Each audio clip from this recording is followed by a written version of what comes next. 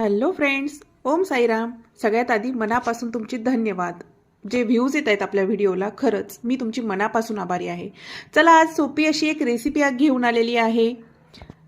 सोया चंक्सला गरम पाण्यात टाकून घ्यायचे, नंतर ते काढून घ्यायचे, म्हणजे पिळून घ्यायचे. लिटरली त्यामध्ये पाणी नाही राहिलं पाहिजे. त्यानंतर आपल्याला त्यात ॲड करायचं आहे धने पावडर, जिरे पावडर, लाल तिखट, मीठ, कॉर्नफ्लॉवर पावडर, थोडासा लिंबाचा रस, आलं लसणाची पेस्ट टाकायची आहे.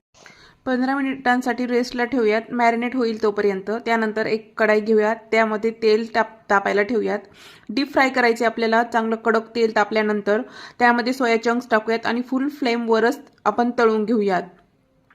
त्यानंतर छान खरपूस असे तळल्यानंतर थोडे जास्त वेळ तळू द्या, म्हणजे कडक राहतील.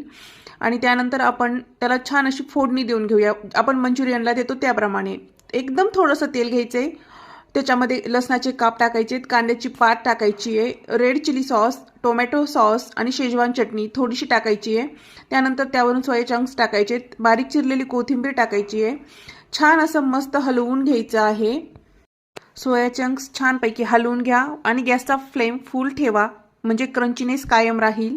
आणि आता तुम्ही ठरवा, याला सोयाबीन 65 म्हणायचं की मंचुरियन म्हणायचं. चला, सबस्क्राईब करा. आणखी नवनवीन डिश